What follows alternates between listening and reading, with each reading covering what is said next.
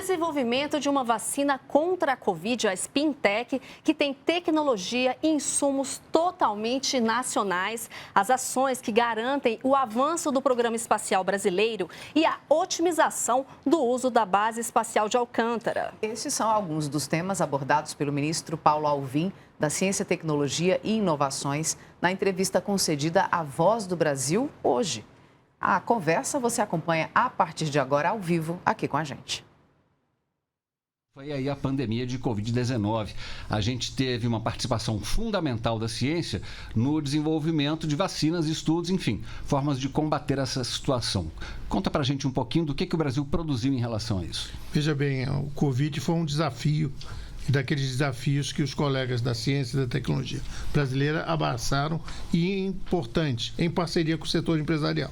Então, nós tivemos não só avanços na área científica, e aí eu queria registrar uma iniciativa que foi tomada ainda em dezembro de 2019, quando começava a se discutir, né, a nível internacional a presença dessa pandemia, né? Pesquisadores brasileiros das nossas redes de pesquisa, dos nossos institutos nacionais de ciência e tecnologia, começaram a ficar antenados e isso permitiu que ainda o ministro Marcos Pontes criasse, em fevereiro de 2019, ou seja, a pandemia foi implementada, foi assumida no Brasil em março, mas em fevereiro nós criamos a Rede Vírus.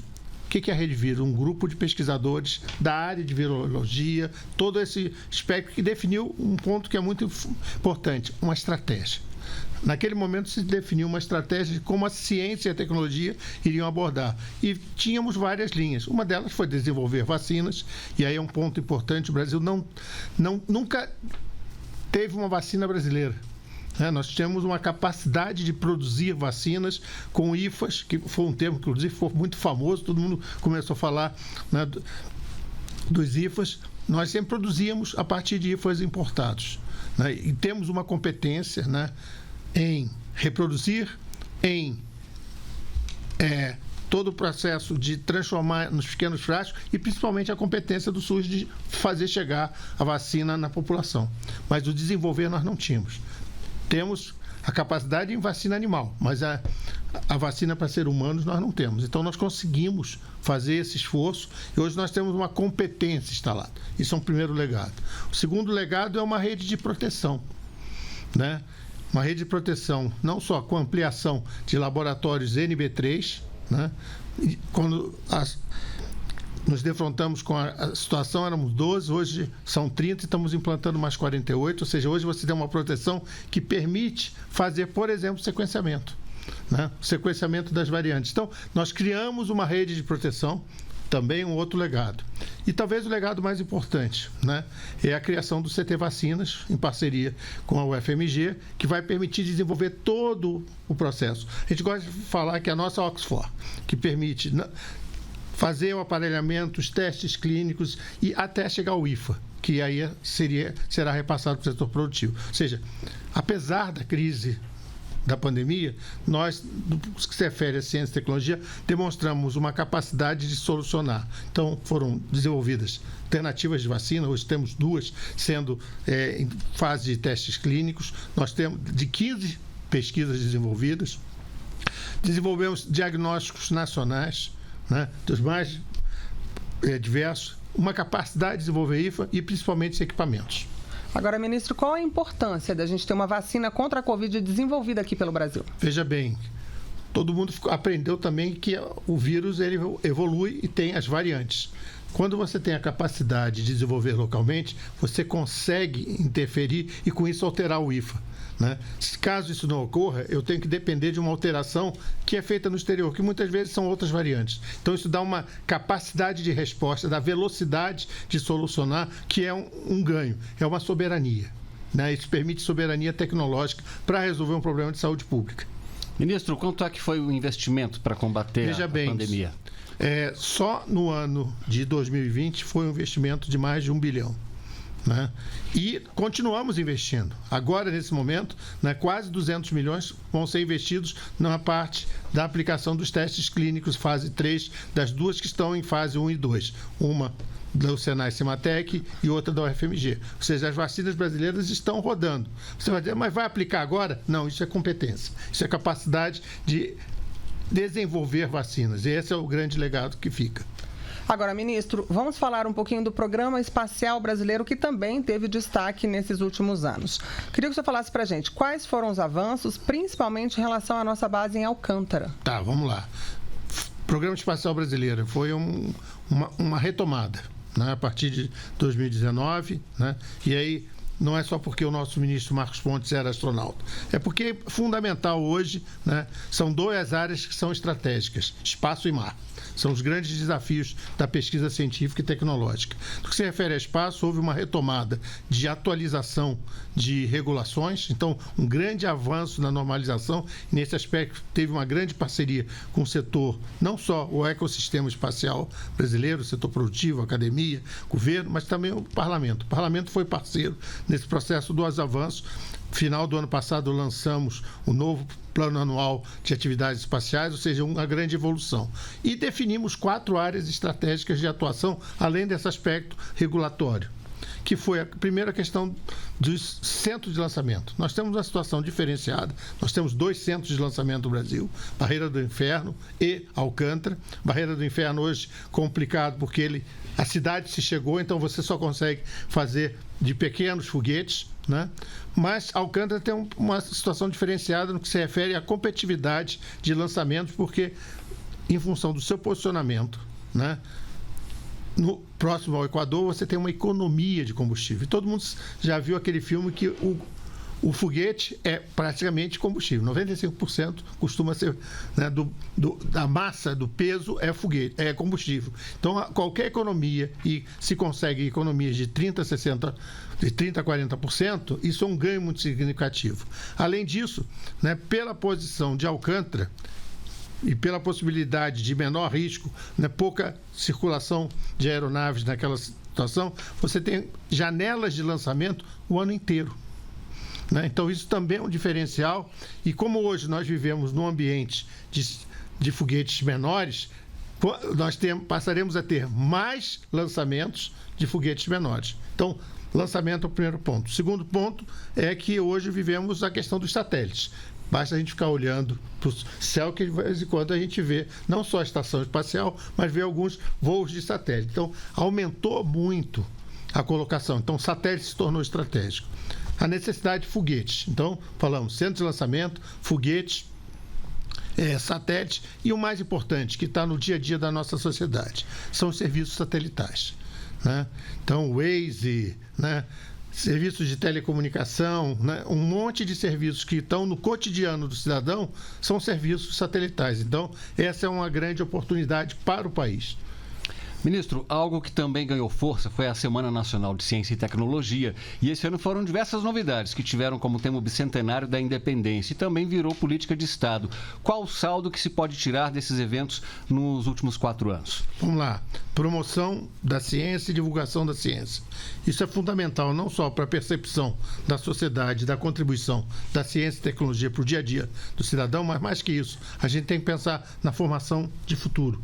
Novos pesquisadores. Então, a Semana Nacional, que esse ano comemorou a sua 19ª versão, é um grande esforço de toda a comunidade científica e tecnológica. Esse ano tivemos mais de 100 estandes, né, de instituições que praticam e fazem ciência e tecnologia, mostrando o dia a dia e como aquilo interfere na situação. Então, virou, inclusive, aqui em Brasília, a gente fez no pavilhão, um programa de família, porque as crianças adoravam participar, os pais se interessavam, ou seja, criou um grande programa de família e a tendência e tem crescido anualmente. Esse ano foram mais de 8 mil pessoas por dia. Chegamos a um público de 60 mil pessoas. Em uma temática, né, que é cada vez desafiadora. Tem algumas coisas que as crianças adoram, né? Tecnologia, espaço, dinossauro, como a gente comentava. Então, tem algumas temáticas que a criança atrai. E tudo isso tem a ver com ciência.